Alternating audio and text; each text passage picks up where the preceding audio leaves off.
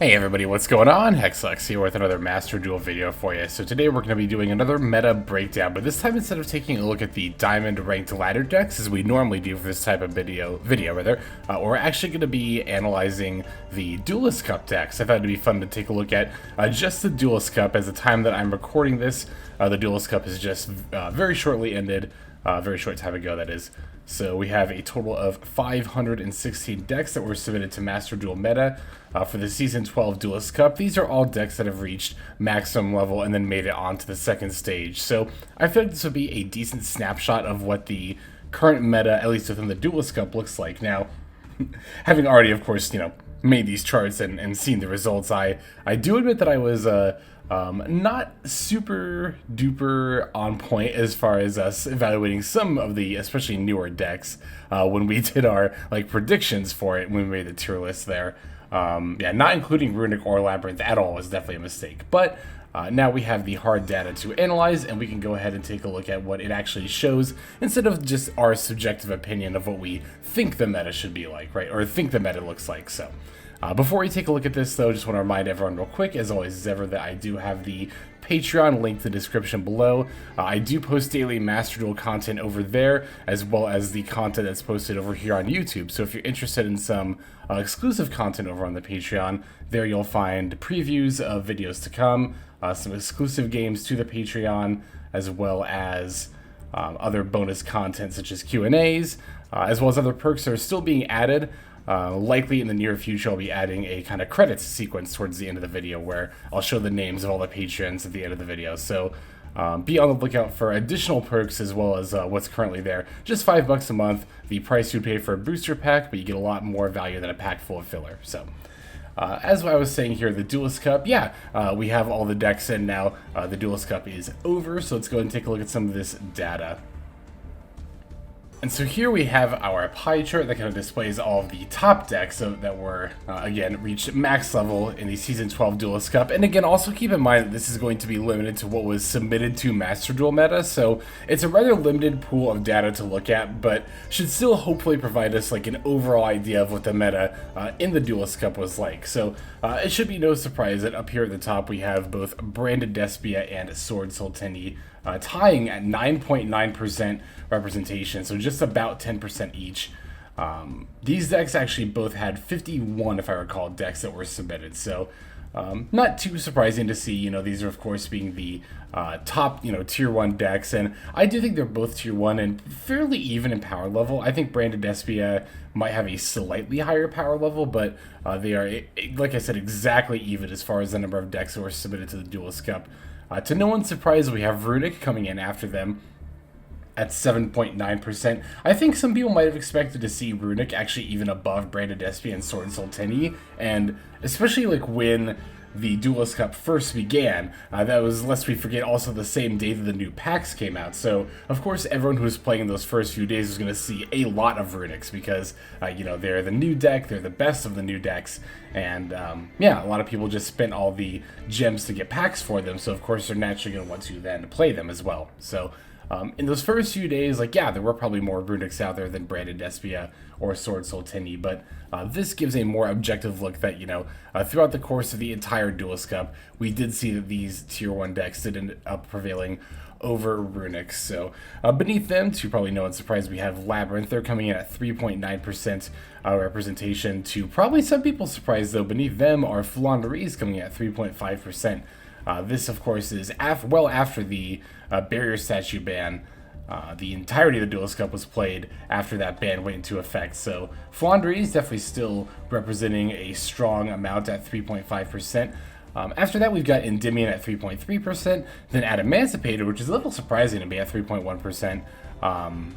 It's cool. I really like Adaemancipator, but a little bit surprising to see it played this much in this particular Duelist Cup, when we didn't really see it played much at all on ranked ladder, at least of decks that were submitted to Master Duel that hit Diamond in the last meta kind of report that we did.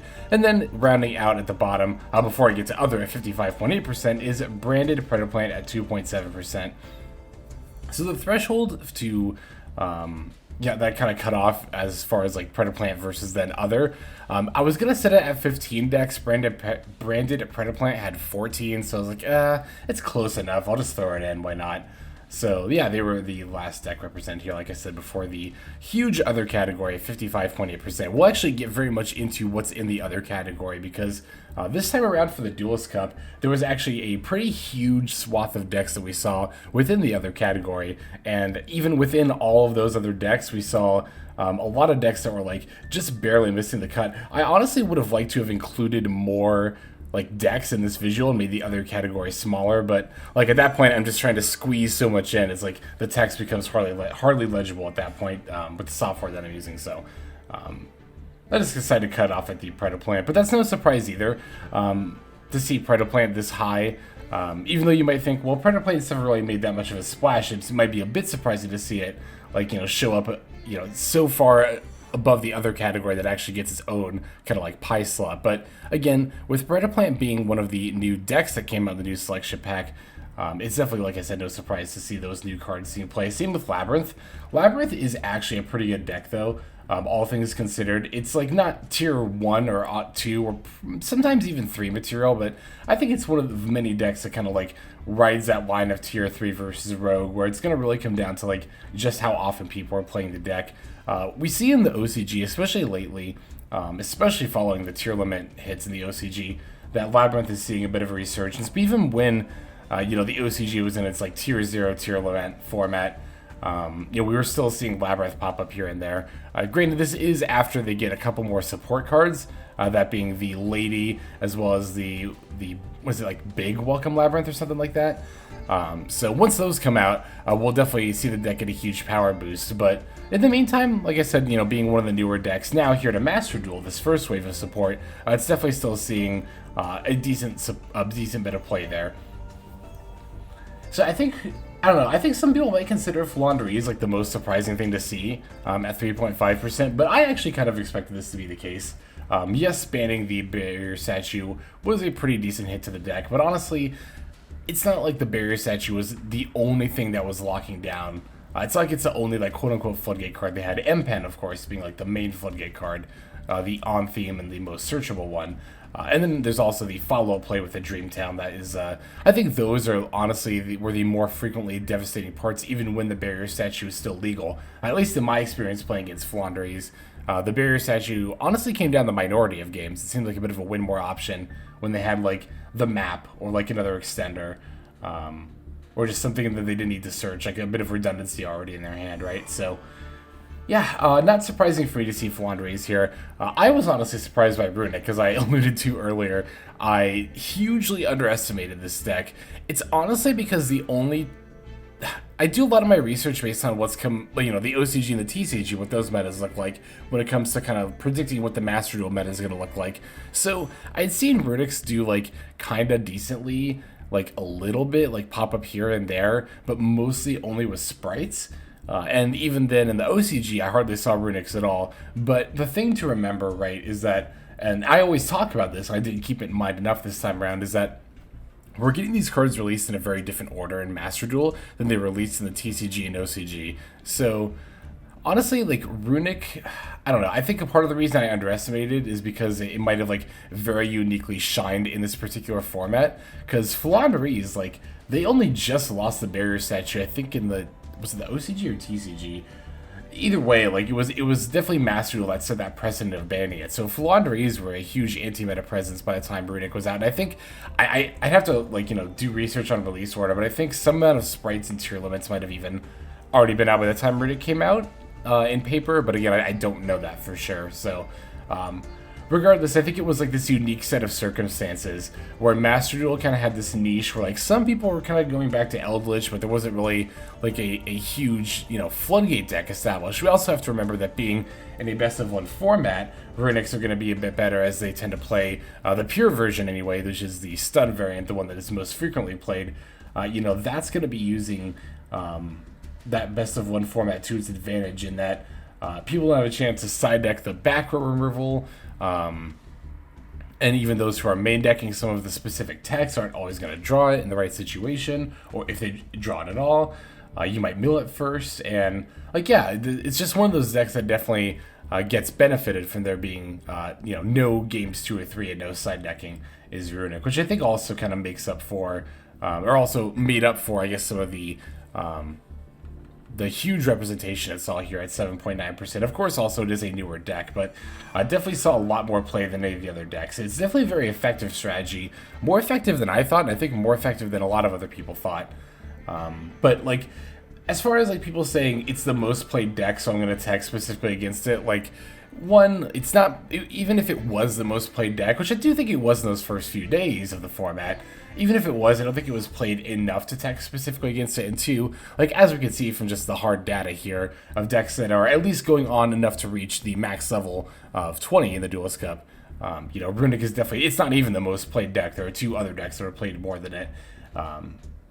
And even then, like, no deck here, I think, is seeing an unfair amount of representation. The fact that 2 decks are being tied for just under 10% of representation here, I think is an indicator of a fairly healthy format, particularly in comparison to what we may be getting in the future. We'll talk about that a little bit here in a moment, but yeah, I think that's pretty much all I've got really to say, except, I don't know, Endymion and Adamantipator. Adamantipator, like I said, I was a little bit surprised, given how little we saw it on Ranked Ladder following the Anti-Spell Festival, just how prevalent it is here in the Duelist Cup. And then Endymion, like, honestly, since Beyond the Pendulum has come out, this is definitely been sticking around as a mainstay in pretty much any kind of meta breakdown I've been doing recently. So at this point in time, I'm not surprised to see Endymion. It's definitely proven itself to be the best, and at least in this meta, the best Pendulum deck, or at least the most played one, and then, you know what I mean. The most one represented in the meta, for what that's worth. So, like I said earlier, I did want to break down in a little bit more detail than usual this other category, because I thought it was kind of fascinating in and of itself. So I'm actually just going to go ahead and jump straight into that now. So this is a section I actually usually do during these meta breakdown videos called the Rogues Gallery, where I like to talk about the decks that are at the top of the other category. Usually I just kind of list them. I don't usually go into this much detail, but we had so many decks that were, like, so close to making, like, the pie chart. Like, honestly, the other category could have been a lot smaller if I decided to include anything, like, within a threshold of at least 10 decks, because you can see that would have added, by the number of decks, I mean, these are the number of decks that were submitted to Master Duel of this type. So there were 13 Dragon Link decks as well as 13 Marinesis decks, each making up 2.5%. So a total of 5% between these two, but yeah, had I gone down to like Sky Striker, you could see that there have been 1, 2, 3, 4, 5, 6, 7 more decks on that, right? Yeah, I can count. Usually I can count. This time I did. 7 more decks on that pie chart, significantly reducing that other category. And even then, you could have even made an argument to go even further beyond that. So here I went down to decks that at least made up, archetypes that at least had 5 decks submitted that made up at least 1% of the decks overall that were submitted, when rounding these decimals up, of course, in these percentiles. So anyway, at 13 decks, just barely making it, or barely missing out of being out of the other category, rather, are going to be, as I mentioned, Dragon Link and Marinesis. Not too surprising to see either of these decks. Marinesis, we definitely seen as kind of like a tier 3-ish mainstay, where Dragon Link has been for quite a while now as well. So Marinesis is kind of floating around the same area there. Dragon Link, as I always, think when I see it here, I always am a bit surprised, like, really it's not higher, but I think the overall, like, not just open-endedness of the combos, but also just the deck building requirements of Dragon Link can kind of make people shy away from it. So I think it's one of those decks that is a bit underrepresented, but not too much so. I do think it could be a tier 2 deck if enough people were playing it and were playing it well enough. Not that I even think I'm somebody who always plays it well enough, but yeah, it's definitely one of those decks that's kind of like stifled by its own open-endedness, so to speak. So now down here at 11 decks, there wasn't any archetype that had 12 decks represented, but at 11, we've got 4 here. We've got Tri-Brigade Lyrillus, Orcust, Pendulum Magician, Thunder Dragon.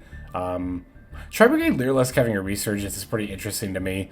We usually see it like here and there, but definitely not this represented.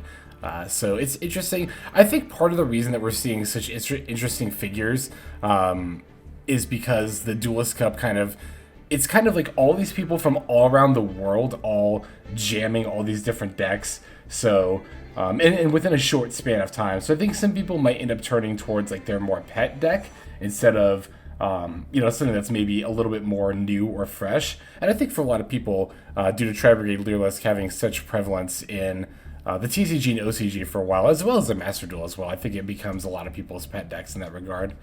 Orcus, I'm not surprised to see with Galatea recently going to 2 in Master Duel. We're definitely seeing the impact of that with Orcus having more representation. Pendulum Magicians getting beyond the Pendulum recently, that's not a surprise. Thunder Dragons being used mostly with branded. I think all but 3 of these Thunder Dragon decks had a branded engine, so that's kind of what made Thunder Dragon see a bit more of a resurgence as well. Not very recently, but just overall within the past few months is branded really carrying that archetype. Runic has also been carrying quite a few of these archetypes as well. We'll get more into that here in the next segment, but Runic is being used in not just its own, like within its own decks that were represented at 7.9%, but even Runic engines, like some Runic cards are seeing play in some of the decks you're seeing here as well.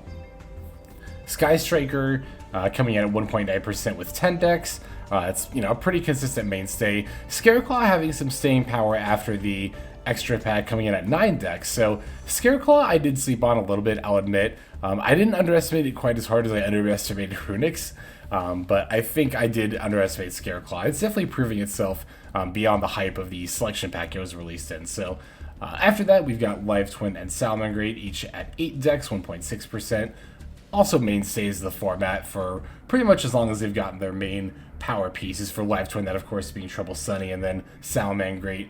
You could argue that was like Heat Soul, but really is the waste of the structure deck that made Salamangreat so accessible was when they really started to flourish as a deck. Funnily enough, at 7 decks each are both the all caps archetypes of Spiral and Heroes, each coming in at 1.4%. Spiral pretty relatively recently got their quick fix back to 2, I believe it was, that went to 2. So, and then Heroes are of course a mainstay. So these archetypes are both like, we usually see them towards upper rogue category. Coming in at 6 decks for 1.2%, we have quite a few archetypes. We have Adagnister, Drytron, Madolche, Magical Musket, Runic Sword Soul, The Weather, and Zodiac. So Adagnister, Drytron, Madolche, and kind of to an extent Zodiac, we're used to seeing around this spot in Rogue. Magical Musket is definitely a newer one. It was very much supported by Runic. I'm trying to remember, I think all but one or all of, the vast majority of these Musket decks were running a Runic engine. I think it was all but one of them, honestly. Runic Sword Soul, interesting, was kind of, it was represented enough at 6 decks that I decided to kind of count it separately from Sword Soul Tenny. My initial draft of this video, I actually had Sword Soul Tenny and Runic Sword Soul counted in the same archetype. So that Sword Soul, was coming out on top of our like main profile. But honestly, the Runic Sword Soul deck, or not main profile, main breakdown rather, but the Runic Sword Soul deck plays differently enough that I think it should be counted as its own category. Particularly the fact that it doesn't really use the Tenny engine from what I can see. So yeah, I just decided to kind of count it as its own deck here. And then finally we have the Weather as well. That's actually one of the other new archetypes. Well, not new archetypes. The Weather has been around for quite a while, but it got a couple of new support cards in the latest selection pack. So we had quite a few people trying it out. So that's why we're seeing it represented so highly, where we've never seen it. I don't think even among like once in any of these other breakdowns, I can't recall a single other time I've seen the Weather represented like at all. And then finally at 5 decks at 1%, there was just one, and it was Adventure Phantom Knight. So any justification I can get into squeeze this deck, I do still think it's being very much underplayed, but I've gone on about that enough. So yeah, so this is the Rogues Gallery again, as I like to call it. This time around, like I said, we saw like a lot of these Rogue decks, or like each of these Rogue archetypes had quite a few decks submitted to Master Duel meta. So huge amount of diversity this time around as far as what we were seeing played in the Duelist Cup, more than I thought was going to be, honestly. So I was very pleasantly surprised, and I think more than a lot of people might think. Like, it's very easy to have come away from this event being like, oh, it was all Despia and Runic, like it was so unfun. But like, you know, again, that's a subjective experience, and honestly, subjective recounts do tend to skew towards the negative. It's just kind of, in my experience, from what I've noticed, the way the human mind tends to operate. So that's why I like to turn to hard data like this a lot of the time, and that's why I like to show this rogues gallery of some of the decks in the other category, to show that like there are like a lot of different decks being represented here. There's a huge variety of stuff that was successful, not even just to a slight degree, but to enough where they had at bare minimum 5 decks of their archetype being represented. So yeah, I like to, this is kind of like my way of like saying like, hey, it's not like hopeless. It might seem hopeless sometimes, but like, no, there are like a lot of different decks that are viable in Master Duel right now. So yeah, so there is the Rogues Gallery. I got a couple other of talking points here. The next one's going to be data trends. Let's take a look at those. As far as notable data trends throughout these Duelist Cup submissions here, I did notice a few things. Of course, the big one, the obvious one, is going to be Runic. So I've talked about this a couple of times, but you know, Runic, they made a huge splash, and they were considered by many people to be the deck to beat for this Duelist Cup. There were 41 total Runic decks that were submitted. Of those, 33 of them were what I refer to as the quote-unquote pure variant. That's going to be the stun variant, where we're seeing like only the Runic spells, and then draw spells like Card of Demise and Pot of Duality, and then on top of that you've got your floodgates, of course, like Skill Drain, Rivalry goes, and there can only be one, etc. There were 4 invoked variants. That was the one that I played and featured on the channel here.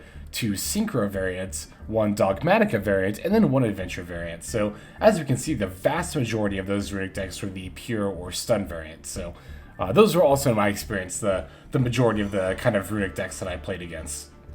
Additionally, some of the following decks used Runic as an engine, so these were not counted among those 41 Runic decks. Those 41 decks are like primarily Runic, like that's the main strategy, is to mill the opponent out. These decks, however, used a smaller Runic package, usually consisting of like Hugins in the extra deck, Fountains, Tips, and then like, you know, a much more trimmed down, like maybe 1 or 2 of each of the other Runic spells, and 0 of certain others like Golden Droplet and Dispelling. Well, Dispelling they usually still play at 1 of, but like Allure. Some of the worst Runic cards, you just wouldn't play at all in the package. But the decks that used Runic as a package were Sword Soul, as we saw. Some of the Phantom Knights decks used Runic package. Life Twin, Orcus, Medulce, Magical Muskets, as I mentioned, a lot of those used a Runic package. There was a Prank Kids deck that used a Runic package. Spellbooks, there were like 3 different spellbooks that got submitted, and they all used Runic packages. And we even saw a scrap deck, 1 scrap deck that was also using a Runic package. So Runic, in addition to very much supporting itself and obviously being a good archetype in and of itself, as we're seeing here, also got a huge boost out to a lot of these other archetypes. Orcus especially was another one of those, in addition to, like I said, Magical Muskets and Spellbooks and Sword Soul, that like very much benefited from the inclusion of Runic. Sword Soul not overall, like Sword Soul Tenyi is still the best Sword Soul build, but Sword Soul Runic, good enough in its own right that a lot of people tried it, so. Let's see, these other decks from the new Mysterious Labyrinth pack also had a good showing for this event, that of course being like Labyrinth and Predaplant, like I said, but some, like the weather, will likely fall off as time goes on. The weather is the big one. Like the new weather support is good for the, like it definitely hugely boosts the deck, don't get me wrong, but it's not enough to make up for just the overall slowness of the weather. So the weather, like I wouldn't expect it to stay as like a upper rogue deck. It's gonna definitely fall off back to lower rogue, and I'd be surprised if like moving forward we continue to see it in these numbers. It's probably going to dwindle down if we continue to see it all after this. I would argue that maybe the same goes for Branded Predaplant. I will say, the Predaplant support, I did slightly underestimate. It's better, having played against it a couple of times. It's better than I thought it was going to be, but overall, I think that it's one of those archetypes where, you know, the hype is going to wear down after a little while, and after that I don't know that it's going to see like too much play. I don't think it's a bad deck by any means, and I still think we're going to see it here and there, because we certainly didn't see Brain Dead Protoplant like at all before this new support came out. It's definitely good enough again to warrant that Rogue slot now, but I don't think it's going to be like as prevalent as it was here in the Duelist Cup moving forward. Labyrinth will dwindle down, although I think at a slower rate, just because it's kind of a a fan favorite, so to speak. So I think a lot of people will stick to it, and then once the new support comes out, we'll see a huge boost and resurgence in it, and that will also provide a much needed power boost. But I think it will fall off just a little bit more slowly than Predaplant and the Weather will. Runic, on the other hand, Runic I normally would have expected to fall off a little bit, but I don't know if it's going to, just because of how much hype it gained from the Duelist Cup. That's the thing too, like, when new archetypes come out in like new selection packs, they're always going to see more play than they would at any other point during the format because, well, they're the new deck and everybody wants to try them out. Runics, on the other hand, didn't, as far as I even saw like online, I didn't see much discourse about Runics. I didn't see any at all, honestly, before they came out. It was all only after they came out and then in the Duelist Cup. So I think that made the deck popular enough that we're probably going to see it around, honestly, for quite a while moving forward. Maybe not in quite as high numbers, but I think with the wind barrier statue being banned and that giving players the perception that Flandres isn't as good as it used to be, even though I don't think that's true. Well, I mean, it's not as good as it used to be, but not as much as I think people are making it out to be.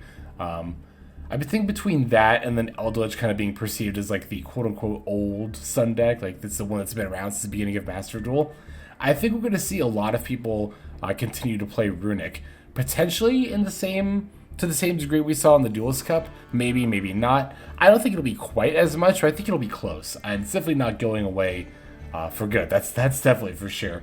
You know, I think Runic has definitely proved its staying power and will continue to be meta relevant moving forward, barring any huge shakeups like the release of Sprites and Tier Limits. So, and then the last point I want to talk about is one I talked about a couple of times already, and that's Flandres.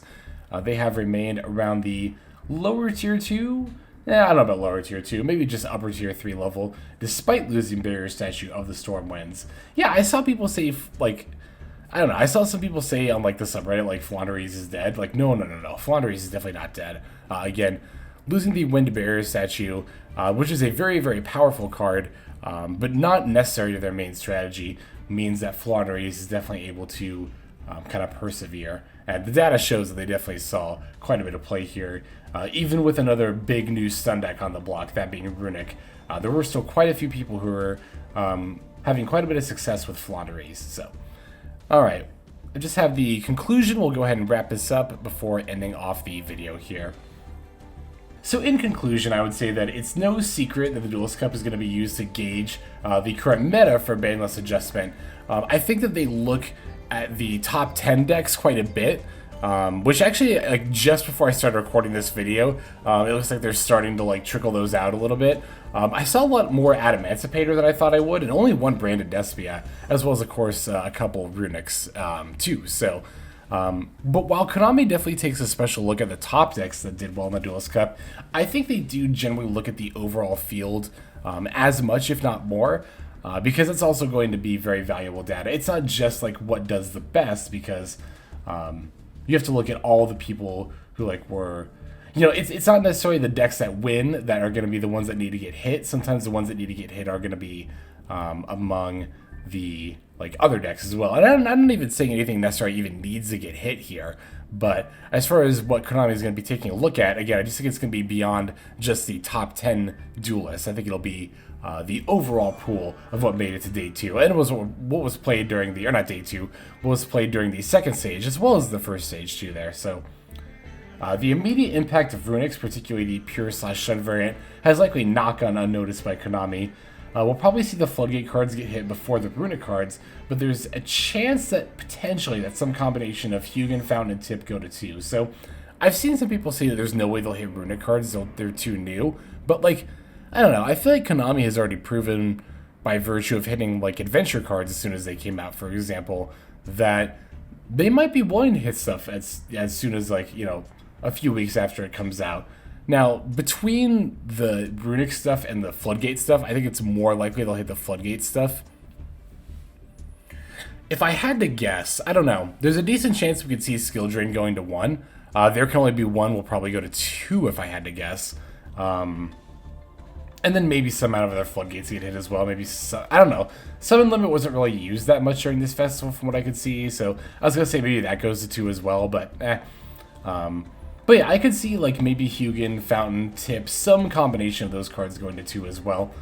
I don't know which of them it would be, honestly. You could make an argument for any of them, but yeah, I don't know. I guess with that, we'll just have to see. I do think, though, that pure Floodgate variant of Runix is going to get hit in some way, shape, or form. Not just because they were played so much, but also because people so like vocally complain about them, too. It's decently likely that Branded Despia could end up with some parts of its core hit as well. Perhaps Aluber, which I just realized I misspelled, of course, and or Branded Diffusion. I could see either or maybe even both those cards going to 2. Maybe. The big thing about that, and I think these hits in general, is that you know, how much of the meta gets hit by the next ban list should and hopefully will take into consideration the impacts of sprites and tier limits in the near future. As with the Adventure Engine, there's a good chance that some of those dex cards may be limited or semi-limited upon release. And I think that's really going to ultimately dictate, like, what all hits should happen here at the current metagame, right? Is when sprites and tier limits are coming out, are they going to get hit, you know, preemptively, like we saw Adventure Engine did? If that's the case, then maybe we could hit a little bit more of this stuff. Like maybe then, yeah, we see Aluber, or Branded Fusion go to 2. But if we're not touching sprites or tier limits at all coming into Master Duel, then I think the hits to this current meta should be fairly light. Because those 2 decks alone, as well as some of the ones that follow, but those 2 decks primarily are definitely going to up the power level of the overall meta. So much so that Branded Despia and Sword Soul are likely going to get naturally pushed down to lower tiers. So for that reason, I don't think necessarily they need huge hits. But again, if Konami is deciding to hit sprites and or tier limits upon release, then maybe we do have to look at Branded Despia and or Sword Soul and some amount of other stuff and be like, okay, do we need to hit some of these decks so that way it's not just like the same meta and then sprites and tier limits make, you know, very little impact, because that would, you know, that would also be an unideal situation. So I don't know. It's really gonna just it's really gonna be up to, I mean, of course it's always up to Konami, but with Master Duel especially, given how often they've been willing to release ban lists, they've been willing to do these more frequent and smaller ban lists, and they've been willing to hit cards upon release, they could really do anything to shape the meta moving forward. I think they've been a bit hesitant to release sprites and tier limits, maybe because you know, they want to adjust the format before it comes in. That's the optimist in me saying that. So we'll just have to see how it pans out moving ahead. But yeah, I think that's actually going to end up being all the time that I've got for this video today. So yeah, that's going to be it. Thank you everybody for watching so very much. It means a lot to me, not just personally, but also as a means of supporting the channel. Another great way to support the channel there is to comment and or subscribe. Comments, let me know what you think of the meta breakdowns. I like to provide this data because I find it fascinating myself, and I know a lot of other people like to see it kind of broken down this way too. So and then, yeah, if you would like to support the channel outside of YouTube, again, feel free to look at the link below. You will find, or the description below, you'll find a link to the Patreon there, where, again, you will find more daily Master Duel content if you so choose to contribute over there. And all contributions are definitely greatly appreciated. But I think that's about all the time I've got for this video. So without further ado, this is XLex. I'm signing out, and I hope you have a fantastic day.